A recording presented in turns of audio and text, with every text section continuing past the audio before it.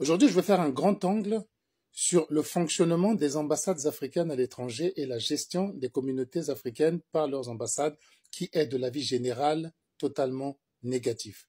Je ne fais plus de vidéos de 30 secondes histoire que tout le monde puisse capter. Je m'adresse aux gens qui sont intéressés à approfondir les questions, à comprendre leur fond. Donc, souffrez que je prenne quelques 5 minutes.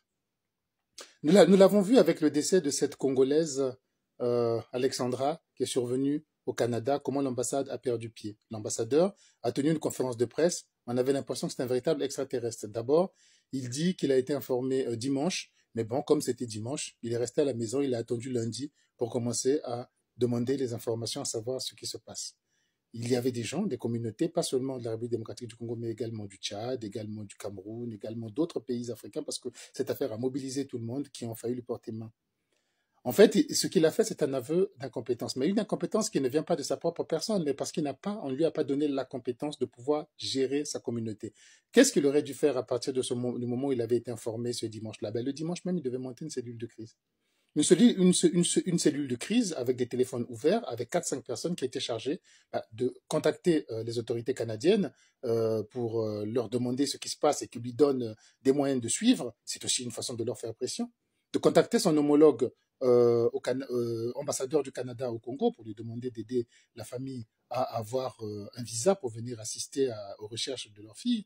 De contacter ses autorités, les autorités de la République démocratique du Congo, pour les informer de ce qui se passe, de contacter la presse pour savoir qui dans chacun des médias avait été délégué pour suivre cette affaire et d'avoir leur numéro de téléphone de manière à suivre avec eux, de contacter la police pour se présenter comme étant l'ambassade et ceux à qui ils devaient rendre compte, de contacter, de déléguer, d'envoyer des gens de l'ambassade auprès de cette ville pour être sûr de s'informer. Tout ça se fait le même jour. Oui, même si c'est un dimanche.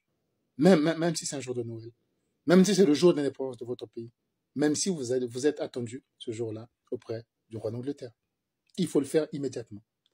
Ces cellules de crise sont très importantes et elles doivent fonctionner 24 heures sur 24 parce que sinon, qu'est-ce qui s'est passé? Ce sont les réseaux sociaux, c'est-à-dire la rumeur, qui a pris le relais avec des accusations graves, notamment sur les colocataires de la jeune fille qui aurait pu subir des choses indésirables. Et ben, avec une canalisation non faite, des personnes de bonne volonté qui sont levées de partout pour aller se regrouper dans cette ville et essayer de faire des recherches, des fouilles, des battues là où ce n'était pas autorisé. Il faudrait que quelqu'un puisse donner un communiqué de temps en temps pour pouvoir dire ce qu'il faut faire et ce qu'il ne faut pas faire.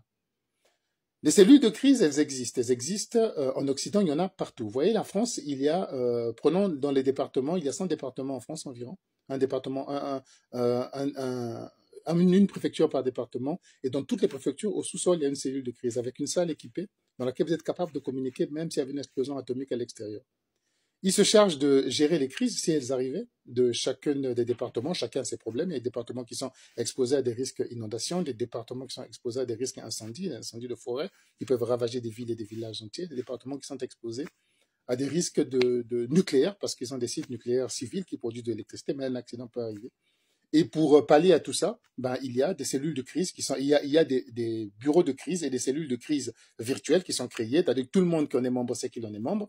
Tout le monde reçoit une formation. Tout le monde reçoit un manuel de ce qu'il devrait faire en cas de problème. Et tous les 6 mois, il se retrouve à l'intérieur de la cellule pour faire une espèce de répétition générale de ce qu'il devrait faire. Pas seulement les agents de la préfecture, mais également les agents des services de santé, également les agents des pompiers, également ceux des transports, etc., pour préparer le cas où ça devrait arriver. Même si ça n'arrive qu'une fois tous les 20 ans, ça n'arrive qu'une fois tous les 50 ans, ben, il faudrait que tout le monde soit informé et formé à le faire.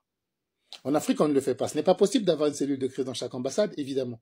Mais il est possible d'avoir une cellule de crise pour ce genre de situation au sein du ministère, au pays, et d'avoir dans chaque ambassade une personne ressource, une personne formée pour savoir qui il doit contacter en cas de crise dans son pays, qui il doit faire, et tout ça revient vers la cellule de crise principale qui se trouve au niveau de l'ambassade de votre pays, et vous gérez la communication, et vous gérez les personnes en difficulté, etc. Voyez-vous, le problème en Afrique, il réside beaucoup là, c'est-à-dire que dans un énorme manque de compétences, il ne suffit pas de mettre les gens qui aiment leur pays et les choses fonctionnent comme on l'entend de plus en plus, mais de leur donner les outils et la compétence de le faire. Il y a peu d'États africains qui le feront. Et si ça se fait, ça sera de l'initiative du PNUD, le Programme des Nations Unies pour le Développement. Ça sera de l'initiative de l'Agence française de développement, de l'initiative de la Banque mondiale. Et vous allez voir, les mêmes personnes qui se plaignent de ne pas avoir été informées, de ne pas avoir été pris en charge, de la faiblesse de l'ambassade, ce sont les mêmes qui vont chanter « on n'a pas besoin d'aide ». on n'a pas besoin des Occidentaux, on n'a pas besoin de ça, on sait tout faire, on sait tout faire. Voilà un peu toute la difficulté à gérer les problèmes africains. Et lorsque cet argent sera disponible, vous allez organiser des sessions de formation à ces questions-là. C'est mon boulot, donc je sais de quoi je parle.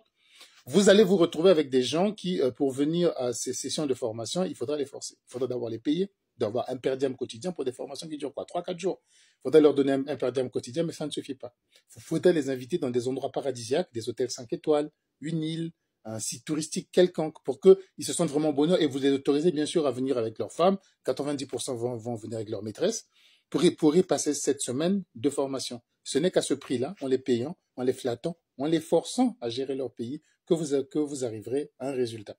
Mais une fois que c'est fait, c'est pas terminé. Tous les 6 mois, il faudrait que ces gens-là, ou quand il y a de nouvelles nominations, qu'ils reviennent pour des formations. Ce n'est pas de l'argent jeté, c'est très utile. Et l'amour de son pays, le patriotisme ne suffisent pas à connaître tout ça. Parce qu'aujourd'hui, la mode des coups d'État, il suffit qu'il y ait un président patriote, mais ça, on n'apprend pas ça à l'armée. Les Africains sont très fâchés sur la gestion des communautés. Ils ont raison. Les ambassades ne savent pas quoi faire, s'en foutent en général.